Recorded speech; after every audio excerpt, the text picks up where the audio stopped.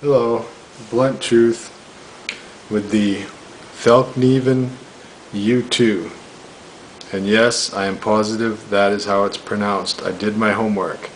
It's pronounced Fallkniven, even though the word K-N-I-V-E is in there. It's Swedish for a folding knife. Fallkniven. So, I'm going to do it a little different this time, and instead of putting my macro at the end of the vid,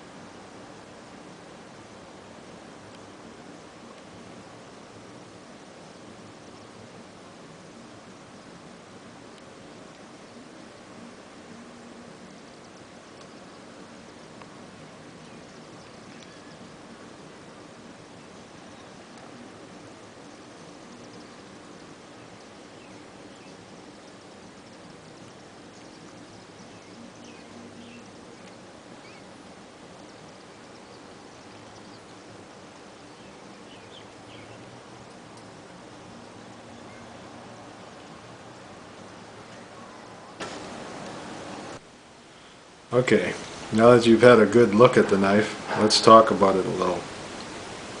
It's, I guess you'd call it a gentleman's knife, but it's actually a little bit more than that because of the steel.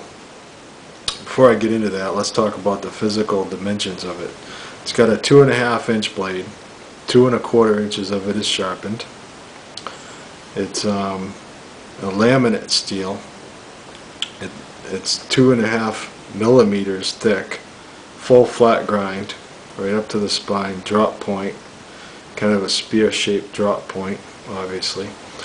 It's got no thumb stud or opening holes other than cutout notches on each side for your thumb, but I find I don't even use that. I just grab the blade. You don't even need to put your finger in there. Enough blade shows to just grab the blade and pull it open.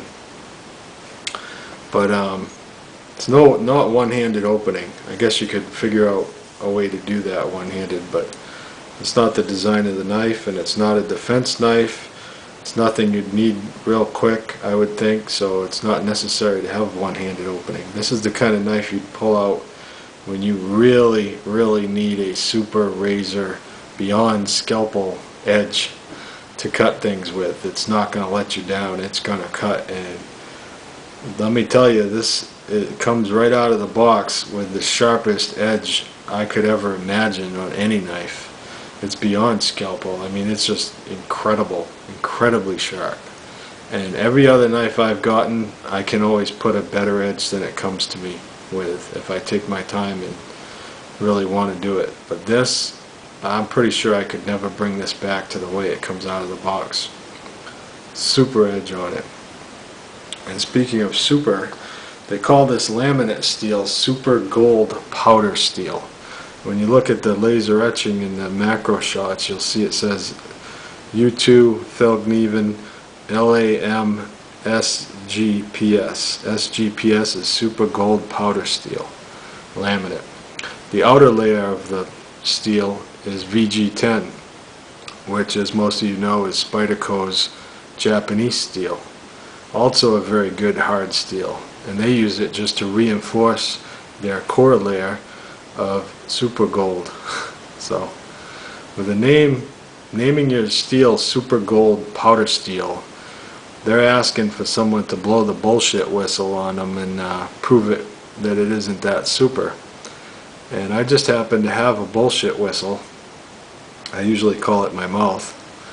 And I'm ready to blow it if this stuff doesn't hold up. And in part 2, I'm going to put it to a very serious test, head-to-head steel comparison against CPM S30V.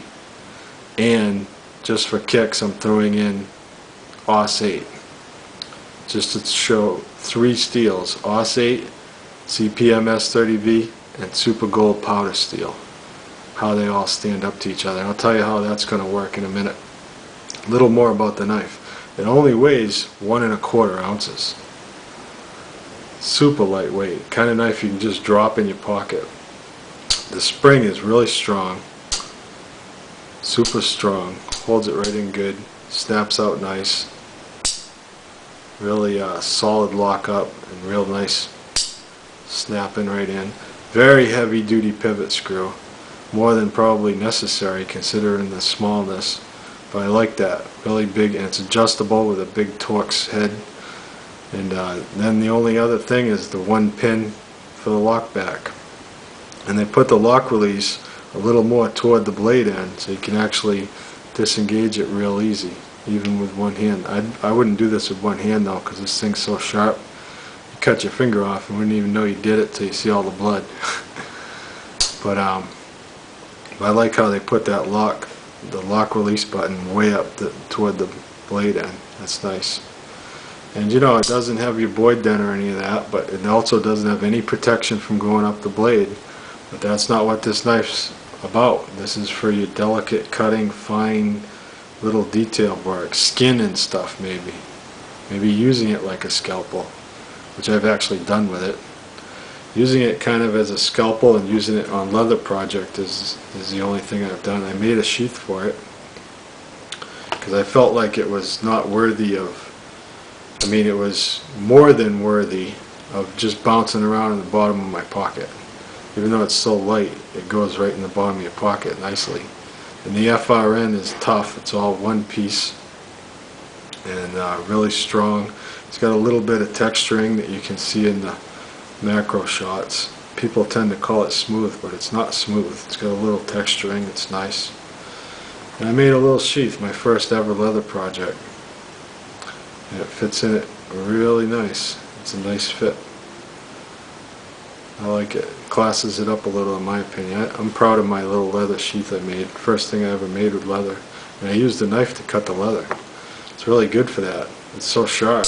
Even this thick leather like this hide here, cut right through that, no problem. Just shaved off a little piece like nothing. Super sharp. Incredibly sharp. And when I did all this leather cutting, I only used like the last 1/4 inch of the knife. I've never used this part of the knife. So on the test, I'm testing the factory edge right here.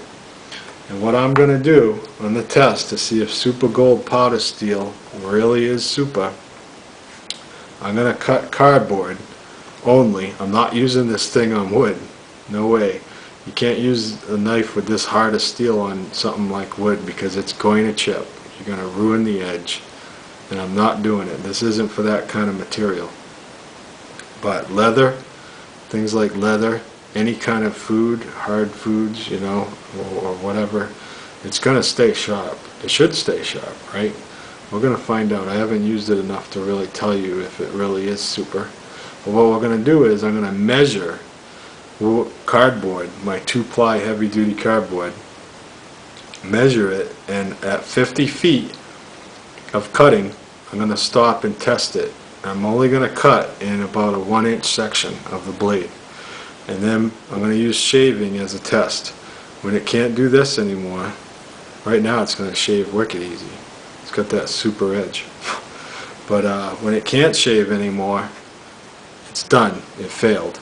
I'm going to do 50 feet to start and then 25-foot increments, testing it all the way. I'm going to do the same thing with the paramilitary and CPMS 30V, using only 1 inch of it, and the SOG Twitch 2 with OS 8. Same blade design, same flat grind. I'm going to do all of them the same, using 1 inch of every edge, and when they can't shave anymore, they fail. They're out of the test. So we'll see how this holds up, and if it really is super. I do like the design. It's a really nice little super lightweight knife. Very sharp, no doubt about that. So thumbs up on the design and the sharpness so far. Let's see how it holds up on the test. Head to head. Thank you. Watch part 2.